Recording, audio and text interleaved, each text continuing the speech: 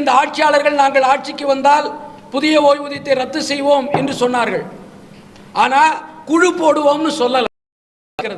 இன்றைக்கு ராஜஸ்தான், சத்தீஸ்கர், இமாச்சல் பிரதேஷ் போன்ற மாநிலங்களில் பழைய ஓய்வூதிய திட்டம் அமல்படுத்தப்பட்டிருக்கிறது. அந்த மாநிலங்கள் எல்லாம் குழு போடல. ஆனால் இன்றைக்கு எதற்கெடுத்தாலும் மத்திய அரசை குறை கூறுகிற தமிழக அரசு இன்றைக்கு புதிய ஓய்வூதிய திட்டத்தை ரத்து செய்வதற்கு தொடர்பாக இன்றைக்கு மத்திய அரசு அறிவித்திருக்கிற அந்த ஒருங்கிணைந்த ஓய்வூதிய திட்ட கமிட்டியின் பரிந்துரைகளின் பின்னால் போய் ஒளிந்து கொள்வதற்கு முயற்சிக்கிறது. நாங்கள் மிகுந்த மனவேதனையோடு அரசு ஊழியர்களும் ஆசிரியர்களும் இருக்கிறோம்.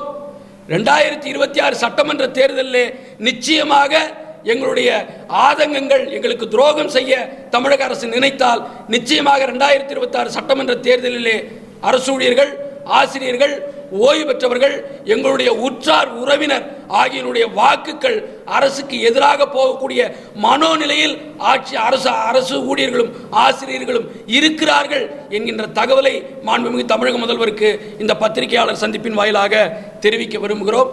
எனவே ஆட்சியாளர்கள் தேர்தல் காலத்தில் அளித்த வாக்குறுதியின் அடிப்படையிலே பழைய ஓய்வூதிய திட்டத்தை கொள்கை அடிப்படையிலே அறிவிக்க வேண்டும் என்று இந்த நேரத்திலே கேட்டுக்கொள்கின்றோம்.